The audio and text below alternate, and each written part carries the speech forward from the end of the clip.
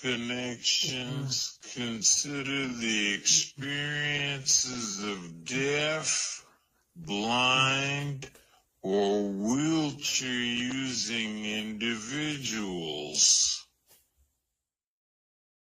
We're not exactly sure what that person means by this question, whether they're asking whether that exists in our own society or whether the ideas that we present to you are inclusive of people who have those experiences, which of course they are.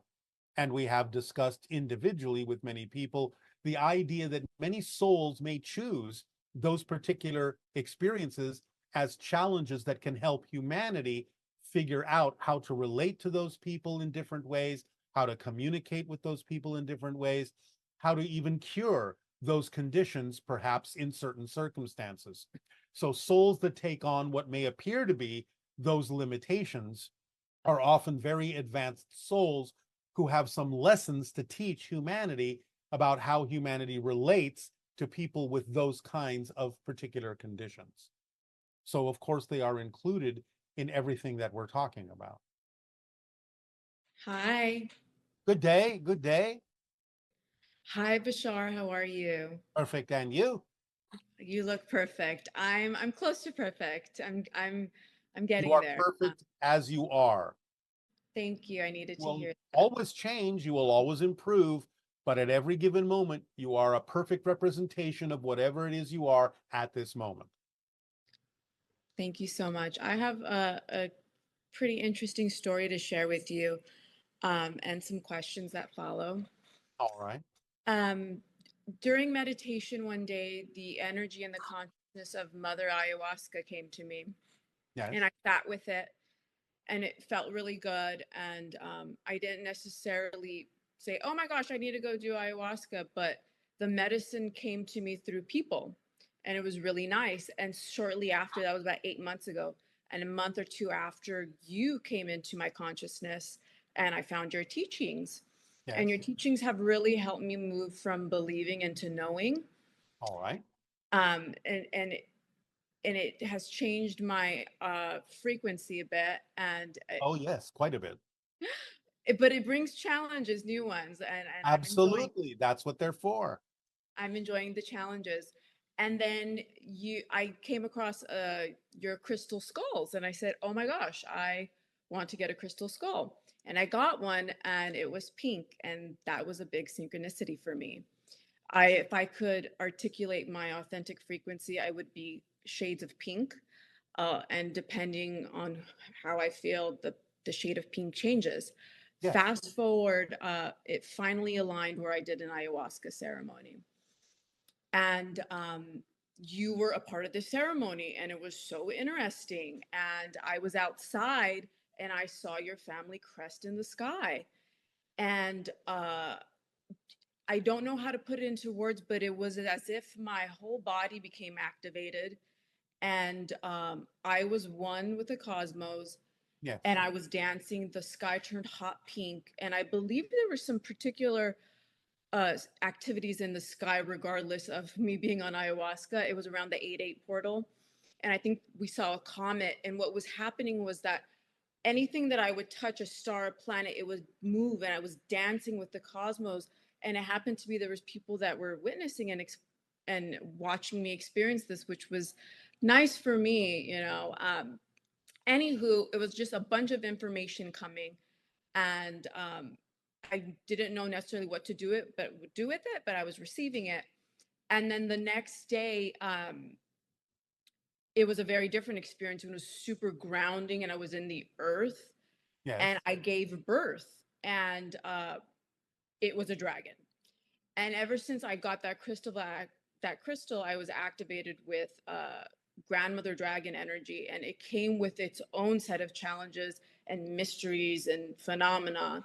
Well, Yes. when I gave birth to this dragon, it wasn't easy, and I became this dragon. But the main message and question for you now is that once we fully feel our power as beings viscerally, we must balance it with humility. Yes. And that was what I was experiencing, the uncomfortableness of this ayahuasca experience.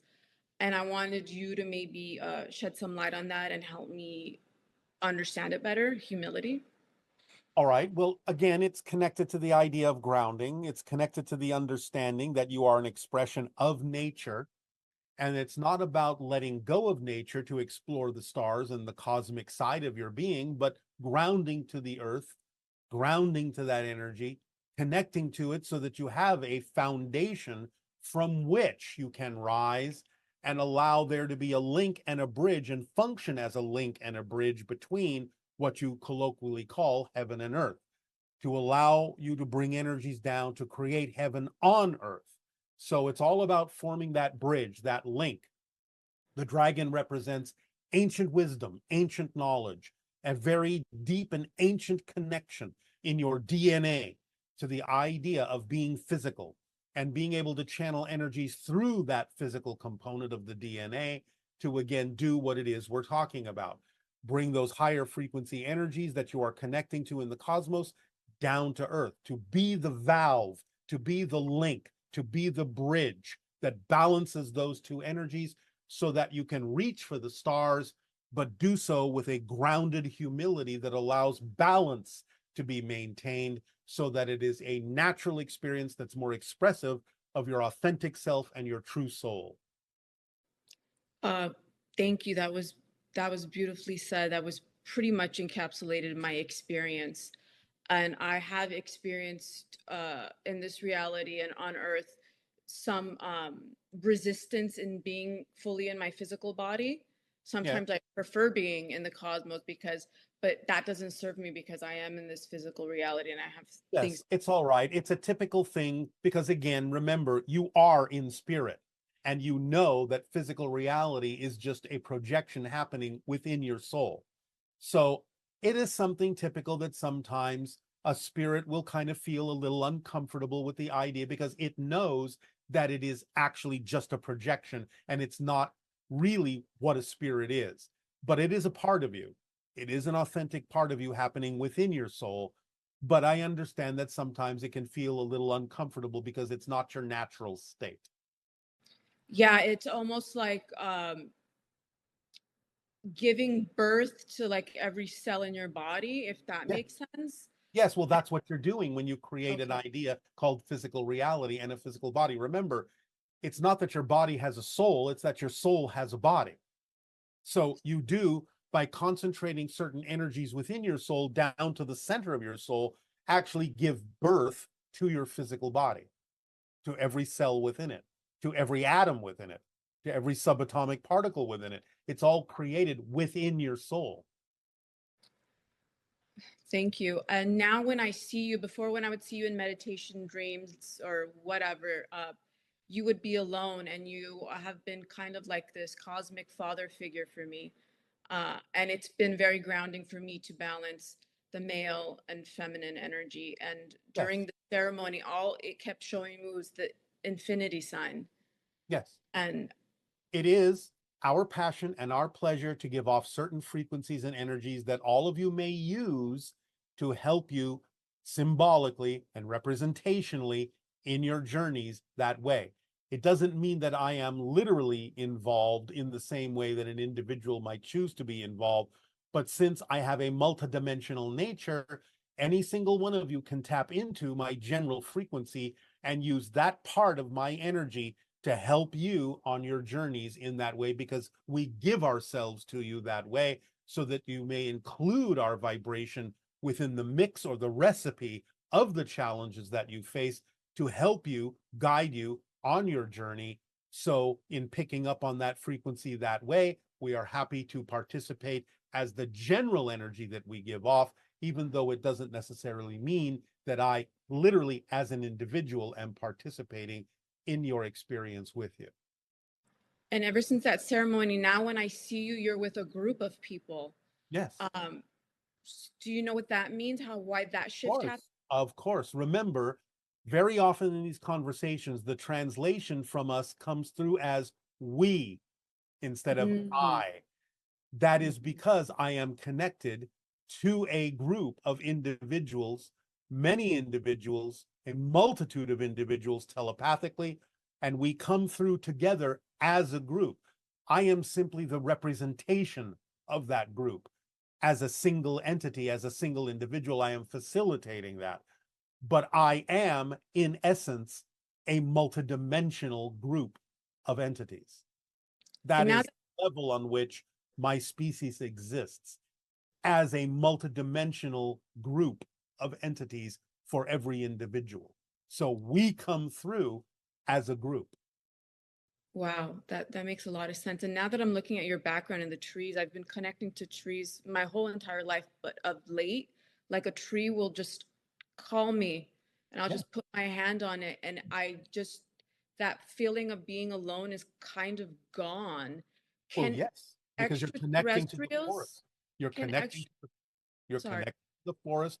You're connecting to the underground network of the roots and the systems that allow trees to know that they are, in essence, not necessarily just individuals, but they are, in essence, a group, a forest, a grove, a collection. They are conscious in their own way and communicating with you. Yes, I recently tried one of your manifestation techniques with drawing instead of using words and Yes. encapsulating the emotion and then burning it. I I I I haven't manifested this quickly in my entire life. It's like it's something about removing the words and just having the image and drawing it. Well, that's how you actually use telepathy, is with Mhm. imagery and feeling, not with words. So it's a way of allowing yourself to begin to explore how to become more telepathic. Does that help you? All of this helped me so much. I'm truly grateful for this experience. We deeply appreciate your willingness to apply this information and change yourself in a more positive way. So we thank you. Aveo. Good day. Aveo, good day. Hi, Bashar. I'm currently training as a salesman to have online meetings with prospective clients who have expressed interest in a company's product or service.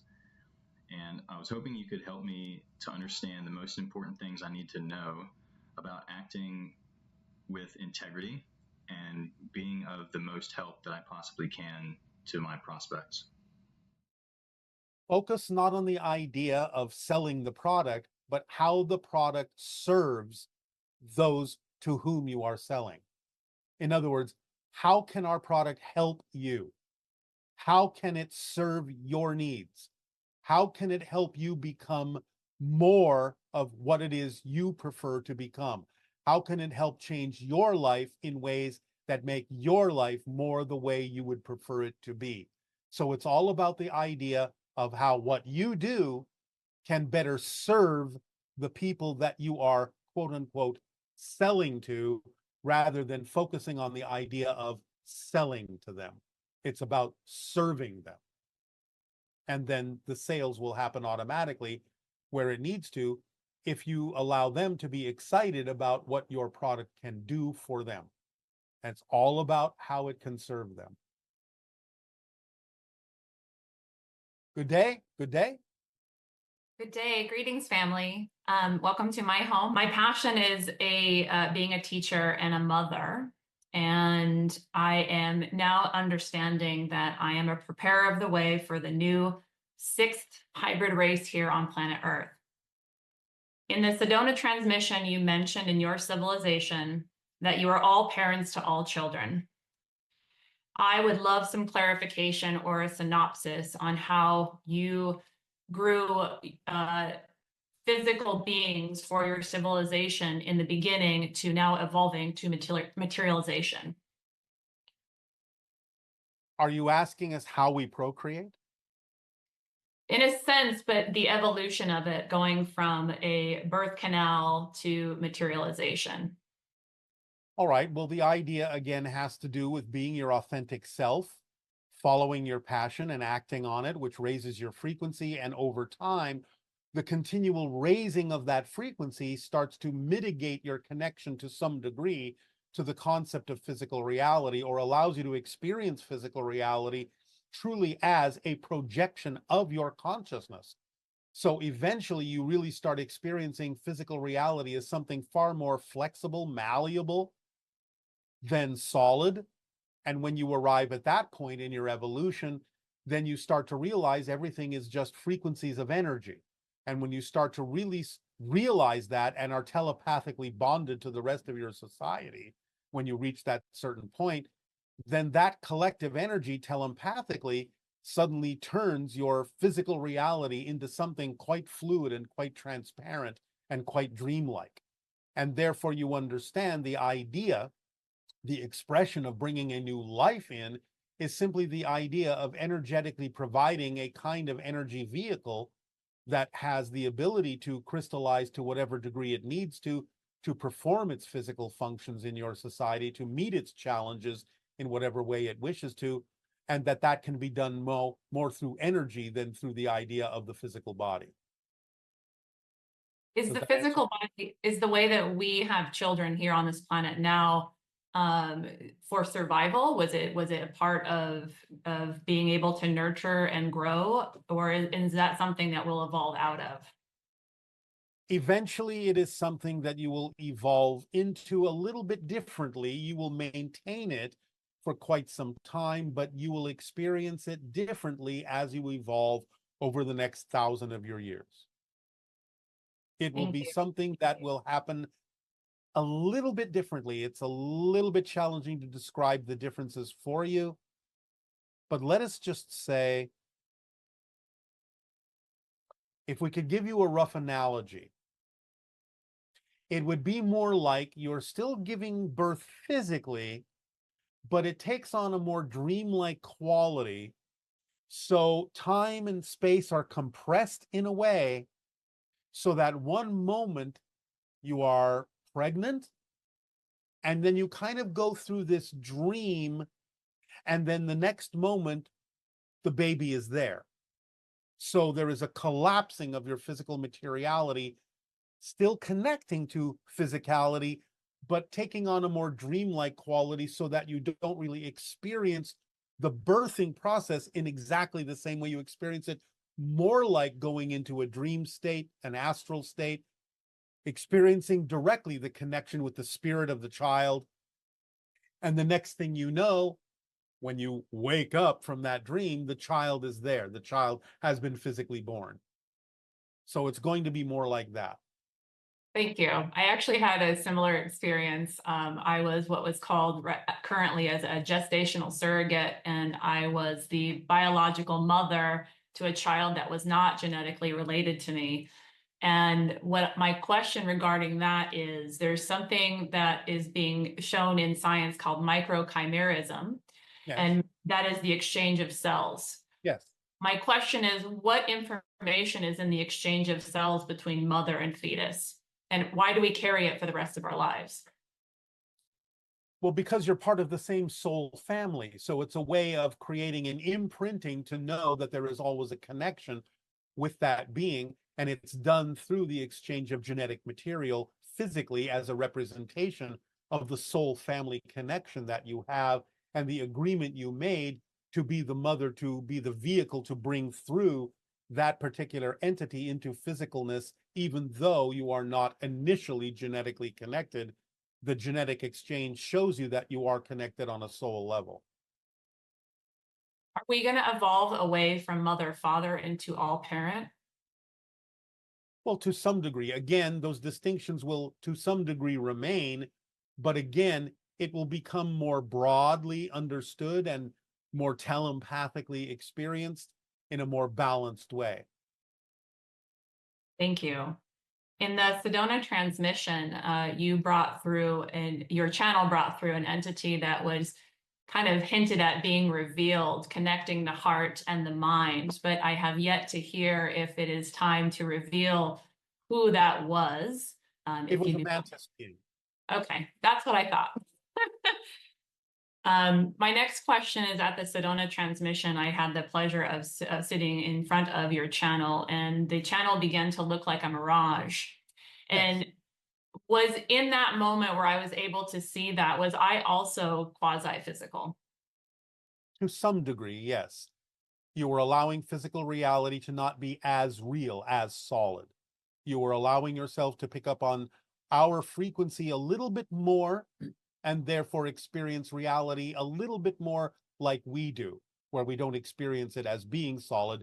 We experience it as being more of a multidimensional mirage. My last question is, I would like to create a documentary film about my story as a gestational surrogate, which actually is the biological or the birth mother to these children. Yet I'm finding that it is a passion, but there is an undercurrent of anger, as the experience I went through was very painful but beneficial. And it is the catalyst to this. And my hope is to bring out all the information so women that decide to be a carrier can have all the information to make a conscious choice. That's fine. The Now, idea of your anger simply is a challenge that you can face and include in the documentary as a transformational challenge that can allow them to deal with whatever emotions come up and whatever belief systems are behind them, so that they can learn the lessons in the future in a more positive way and transfer that information through the documentary to others who may face the same challenges, but then because of the information you provide in transforming that energy in the documentary, don't necessarily have to experience it in the way that you did. thank you. I needed to hear that today. All right. That is that is all. All right. Then we thank you. Aveo. Good day. Aveo. Hey Bashar, it's Mehul from Toronto. I'm just wondering, since it's been 1 year since you've announced that we're 1 minute from midnight, how many seconds from midnight are we right now? 27 seconds.